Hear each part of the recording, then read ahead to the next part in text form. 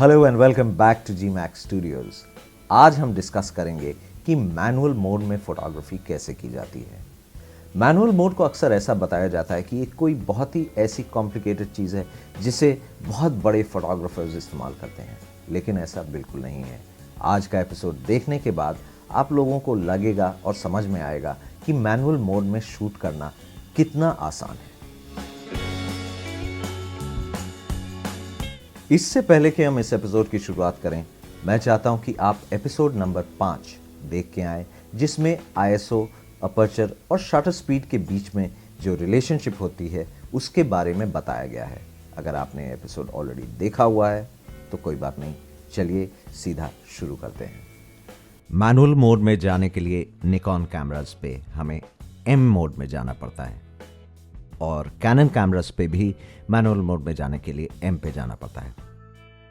आपको याद होगा एपिसोड 5 में हमने डिस्कस किया था कि एक सही एक्सपोजर के लिए 3 सेटिंग पे ध्यान रखना पड़ता है। वो है अपर्चर, शटर स्पीड और आईएसओ। तो आइए हम अपने कैमरा को एम मोड पे सेट करते हैं। और अब यहाँ पे सबसे ज़रूरी चीज़ जो देखने वाली है वो है एक्सपोजर स्केल, जो यहाँ पे दाएं हाथ पे दिख रहा है। कई कैमराज में ये नीचे की तरफ भी दिखाई देता है। एक्सपोजर स्केल पे अगर वैल्यू, ये जो बार दिख रही हैं, अगर ये माइनस की तरफ है, इसका मतलब कि हमारी फोटोग्राफ अंडर एक्सपोज्ड है, और अगर ये प्लस की तरफ जा रही हैं तो इसका मतलब ये है कि हमारी फोटो ओवर एक्सपोज्ड है। तो हमारी कोशिश ये रहनी चाहिए कि ये रीडिंग हमेशा 0 पे आए, भले ही हमारी सेटिंग कोई भी हो। ये बहुत ज़रूरी है क्योंकि यही एक चीज़ हमें बताती है कि हमारी फोटोग्राफ सही तरह से एक्सपोज्ड है या नहीं। तो चलिए एम मोड पे आते हैं। आईएसओ 100, f8 और 1/3 ऑफ अ सेकेंड पे हमारी स्पीड दिख रही है। और अब ये मानते हैं कि मैं ये फोटोग्राफ f8 पे ही लेना चाहता हूँ क्योंकि मुझे इसकी डेप्थ ऑफ फील्ड अच्छी लग रही है। तो हम देख रहे हैं कि हमारा एक्सपोजर स्केल जो है वो बता रहा है कि हमारी रीडिंग जो है वो ऑलमोस्ट 1.5 स्टॉप से अंडर एक्सपोज्ड है। तो हम शटर स्पीड को धीरे धीरे बढ़ाते हैं जब तक वो 0 पे नहीं आ जाती और हमें सही एक्सपोजर जाके मिलता है f8 1 सेकेंड पे।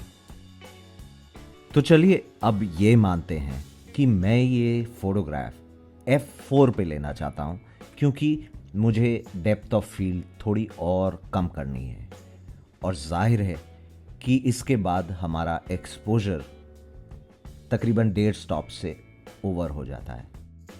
तो हम क्या करते हैं कि शटर स्पीड को धीरे धीरे बढ़ाते हैं जब तक एक्सपोजर स्केल की रीडिंग वापस 0 पे ना जाए, और वो हमें मिलती है 2.5 सेकंड पे। ध्यान रहे ये 1/2.5 सेकंड है, 2.5 सेकंड नहीं है।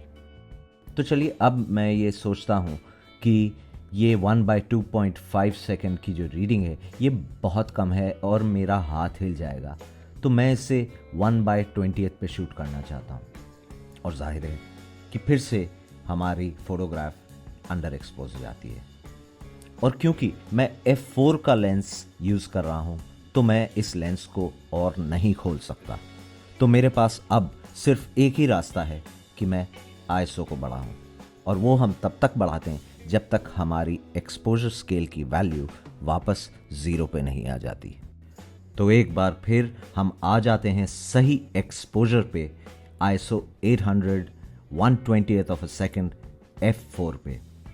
मैनुअल मोड में शूट करते वक्त ये ध्यान देना बहुत ज़रूरी है कि आपके लिए क्या ज़्यादा ज़रूरी है, अपर्चर या शटर स्पीड, और उसी के हिसाब से बाकी सारी चीज़ों को हम एडजस्ट करते हैं जब तक हमारा एक्सपोजर स्केल 0 पे ना आ जाए।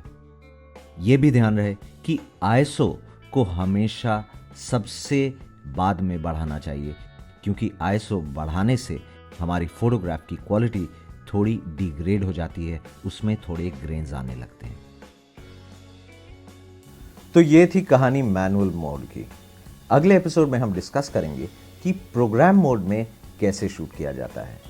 प्रोग्राम मोड अक्सर ही माना जाता है कि सिर्फ बिगिनर्स के लिए होता है, लेकिन ऐसा बिल्कुल नहीं है। प्रोग्राम मोड एक इतना पावरफुल मोड है जिससे हम ऐसी तस्वीरें खींच सकते हैं जो किसी और मोड में पॉसिबल ही नहीं है। अगले एपिसोड को देखने के लिए ज़रूर आइएगा वापस GMAX स्टूडियोज़। तब तक के लिए देखिए और सब्सक्राइब कीजिए और अपने दोस्तों के साथ हमारे वीडियोस शेयर ज़रूर कीजिए। तब तक के लिए बाय बाय।